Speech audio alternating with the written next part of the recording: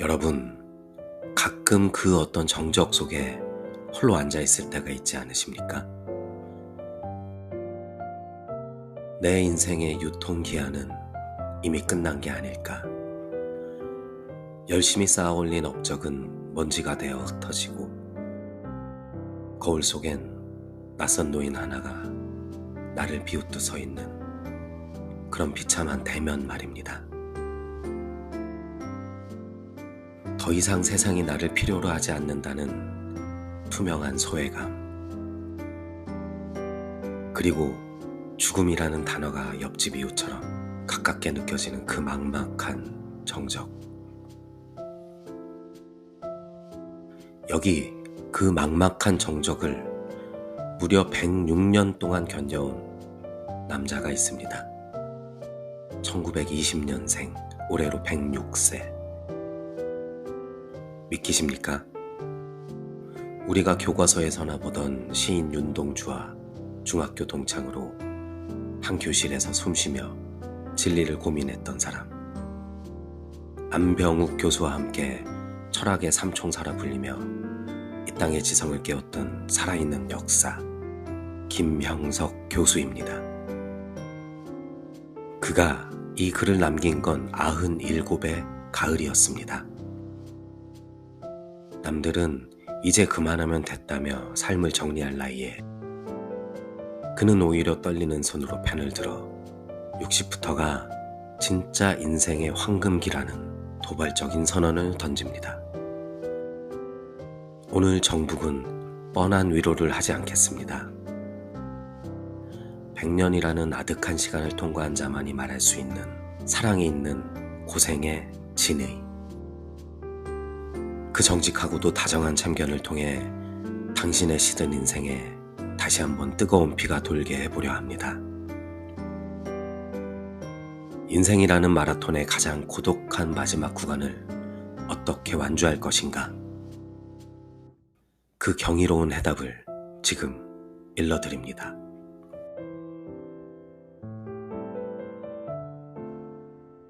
많은 사람들은 행복과 성공은 동전의 양면과 같이 공존한다고 생각한다. 실패한 사람에게는 행복이 없고 성공한 사람은 행복을 누린다는 사실이다. 나에게 주어진 재능과 가능성을 유감없이 달성한 사람은 행복하며 성공한 사람이다. 그러나 주어진 유능성과 가능성을 다 발휘하지 못한 사람은 성공했다고 인정할 수가 없다. 60의 유능성을 타고난 사람이 65나 70의 결실을 거두었다면 성공한 사람이다. 그러나 90의 가능성이 주어졌음에도 불구하고 70의 결과에 머물렀다면 실패한 사람이다. 밖에서 볼 때는 같은 70이지만 그 자신의 삶의 가치를 따진다면 성공과 실패는 달라지는 법이다. 그래서 정성 들여 노력하는 사람에게는 실패가 없으나 게으른 사람에게는 성공이 없는 법이다. 교수님의 이 문장은 참으로 날카롭습니다. 밖에서 볼 때는 똑같은 70점짜리 인생인데 누구는 성공이고 누구는 실패라니요. 우리는 평생 남의 눈에 비치는 숫자에 목매여 살았습니다. 몇 평짜리 집에 사는지, 자식이 어느 대학에 갔는지, 그 껍데기 점수를 채우느라 정작 내 안에 잠들어 있던 진짜 나는 굶겨 죽이고 있었던 건 아닌지 묻게 됩니다. 철학자의 눈으로 본 성공은 남보다 앞서는 것이 아니라 나에게 주어진 그릇을 얼마나 정직하게 채웠느냐에 있습니다. 60 이후의 인생이 놀랍도록 편안해지는 사람들은 이제 더 이상 남의 안경으로 자신을 보지 않습니다. 내가 가진 60의 재능으로 61을 만들어냈다면 그 인생이 바로 황금이라는 사실을 스스로 인정하는 것. 그 투명한 자각에서부터 진짜 평온이 시작되는 법입니다. 그렇게 또 몇십 년을 보내다 80의 나이가 되었다. 다시 물어보게 되었다. 일을 왜 하는가? 일의 목표는 무엇인가? 그때의 대답은 일은 이웃과 사회에 대한 봉사라는 것이다. 내가 하는 일이 그 사람들과 사회에 도움이 된다면 내가 내 돈을 써가면서라도 해야 할 일인 것이다. 세상에는 그렇게 사는 사람들이 얼마든지 있다. 나도 그들 가운데 한 사람이 되어야 한다는 생각이다. 내가 이웃을 돕는 것만큼 그들이 또 나를 돕게 되어 있는 것이 인생인 것이다. 다른 사람의 도움을 받기만 하는 인생을 살아서는 안 된다. 서로 도움을 주고받는 삶이 귀한 것이다. 그러나 적게 받고 더 많은 것을 베풀면서 살 수 있다면 그보다 보람있고 행복한 삶은 없을 것이다. 나이 들수록 우리는 소나기에 힘을 꽉 쥐게 됩니다. 가진 걸 잃을까봐, 자식에게 외면당할까봐 두렵기 때문이지요. 하지만 100년을 넘게 살아본 철학자는 오히려 손을 펴라고 하십니다. 대접받기만을 바라고 도움만 받는 노년은 필연적으로 처량해집니다. 내 손에 든 것이 줄어들수록 마음의 곳간은 비어가고 결국 외로움이라는 괴물에게 잡아먹히고 말지요. 하지만 60 이후가 편안한 이들은 압니다. 내가 아직 누군가에게 도움이 될 수 있다는 감각. 내 돈과 시간을 써서라도 이웃을 웃게 만드는 그 쓸모 있음이 나를 얼마나 귀하게 만드는지 말입니다. 적게 받고 더 많이 베푸는 것, 그것은 희생이 아니라 내 노년을 가장 품격 있게 지키는 마지막 자존심입니다.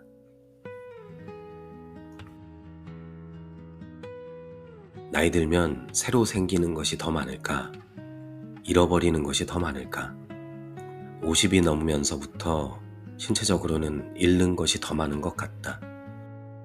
건강에도 이상이 생기고 기억력의 쇠퇴도 어쩔 수 없는 변화다. 그러다가 70대 후반부터 80대가 되면 얻어지는 것은 없고 잃어가는 것이 현저히 많아진다. 왕성했던 소유욕까지도 사라진다. 소유해보니깐 별것 아니더라는 생각도 들고 소유해보겠다는 욕심조차도 약화되고 만다. 다 잃어버리거나 모두 떠나버리고 말면 무엇이 남는가? 나는 사랑한다. 그러므로 내가 있다는 명제가 가장 적절한 대답이다. 나에게는 두 별이 있었다. 진리를 향하는 그리움과 결애를 위하는 마음이었다. 그 짐은 무거웠으나 사랑이 있었기에 행복했다.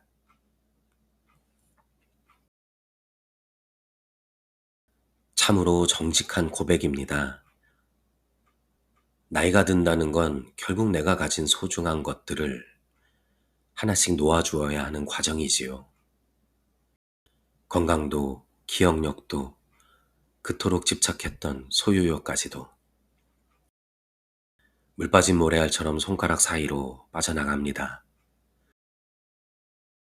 그런데 말입니다. 다 잃고 나면 비로소 보이는 것들이 있습니다. 모든 껍데기가 벗겨지고 난 뒤에 남는 단 하나의 진실. 교수님은 그것을 사랑이라 불렀습니다. 내가 무엇을 가졌느냐가 아니라 내가 누구를 사랑하고 있느냐가 나의 존재를 증명한다는 것. 90고개를 넘긴 노 철학자가 자다께서 남긴 메모가 결국 사랑이었다는 사실은 우리에게 시사하는 바가 큽니다.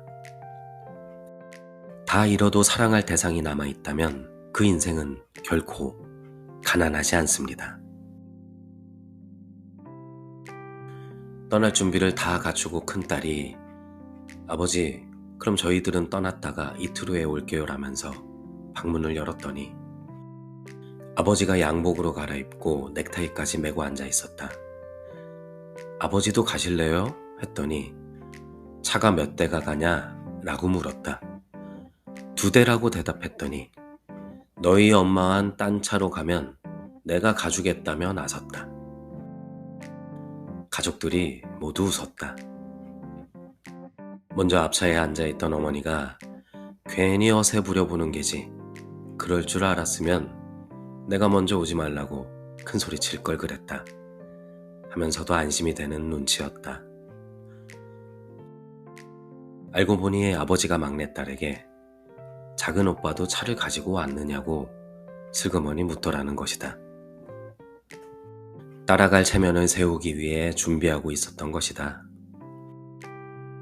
아들, 딸들은 우리 아버지와 어머니는 싸우는 재미로 사는데 한 분이 먼저 가시면 무슨 낙으로 사실지 모르겠다는 걱정이었다. 싸움이 끝나면 인생도 끝나는 것인지 모르겠다는 얘기다. 이렇게 열심히 싸우는 부부는 이혼은 하지 않는다. 싸움도 하나의 사랑의 방법인 것이다. 이 에피소드를 읽으며 입가에 미소가 번지지 않으셨나요? 교수님 지인의 이야기였는데요. 겉으로는 저 할멈이랑은 같은 차도 안 타겠다고 허세를 부리면서도 몰래 양복을 갈아입고 넥타이를 매며 따라 나설 채비를 하던 그 아버지들의 모습. 그 무뚝뚝하고 투박한 고집, 이것이 바로 교수님이 말한 사랑이 있는 고생입니다. 사랑이 없는 고생은 지옥 같은 형벌이지만 사랑이 있는 고생은 우리를 웃게 하고 살맛 나게 합니다. 여러분의 노년은 어떤 고생으로 채워져 있습니까? 자식 걱정, 병든 배우자 수발. 그 고달픈 세월 속에 사랑이라는 단 한 조각의 진심만 들어있다면 그것으로 당신은 이미 세상에서 가장 큰 부자입니다. 나는 2 아들과 4 딸을 키웠다. 평범하게 자라서 주어지는 일에 최선을 다해라. 가능하다면 주어진 분야의 지도자가 되어라. 그 이상은 원하지도 않았고 강요한 일은 한 번도 없었다. 인생은 50이 되기 전에 평가해서는 안 된다. 그래서 자녀들을 키울 때도 이 아이들이 50쯤 되면 어떤 인간으로 사회에 도움을 줄 수 있을까를 생각하는 것이 옳다고 생각한다. 그러나 나는 지금도 성공보다 최선을 다하는 사람이 행복하며 유명해지기보다는 사회에 기여하는 인생이 더 귀하다고 믿는다. 나 자신도 그렇게 살기를 바랐기 때문이다. 자녀가 50세가 될 때까지 그 평가를 유보하라는 말씀. 평생 자식 뒷바라지에 가슴 졸여온 우리에게 이보다 더 큰 해방감이 있을까요? 우리는 자식이 30만 넘어도 40만 되어도 왜 저 모양일까라며 남의 자식과 비교하고 다그쳤습니다. 하지만 100년을 살아본 교수님은 알겠다는 겁니다. 인생이라는 열매는 제각각 익는 속도가 다르다는 것을요. 자식에게 성공해서 유명해지라고 강요하기보다 그저 사회에 기여하는 행복한 사람이 되길 바라는 마음. 그것은 결국 부모인 내가 먼저 그런 삶의 뒷모습을 보여줄 때 비로소 완성되는 교육입니다. 이제 자식 걱정은 자연의 힘에 맡겨두시고 여러분 자신의 남은 인생을 어떻게 봉헌할지 고민해 보시는 건 어떠신가요?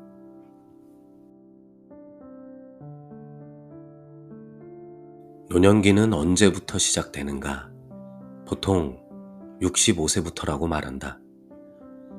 글을 쓰고 있는 나는 97세를 맞고 있다.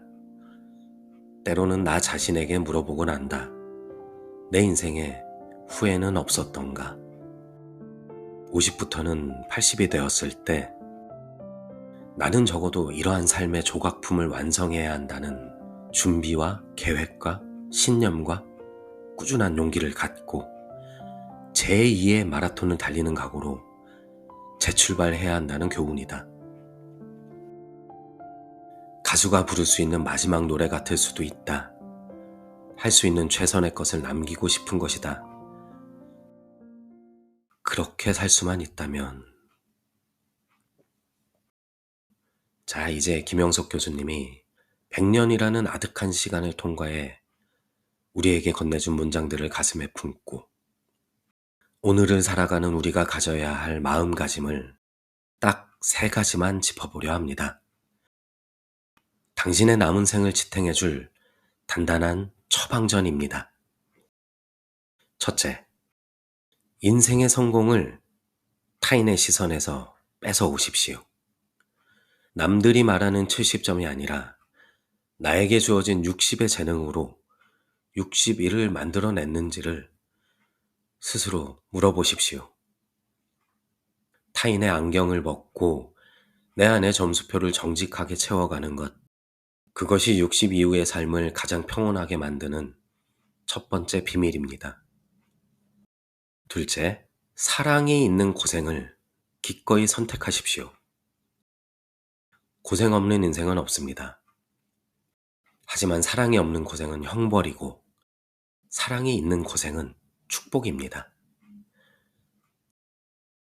자식을 위한 헌신도 배우자를 향한 투박한 의리도 그 안에 사랑 한 조각만 들어있다면 그것은 고통이 아니라 당신의 생을 버티게 하는 가장 단단한 뿌리가 됩니다. 셋째, 60세 다시 달릴 운동화 끈을 묶으십시오. 인생의 마라톤은 끝난 게 아니라 이제 막 전반전이 지났을 뿐입니다.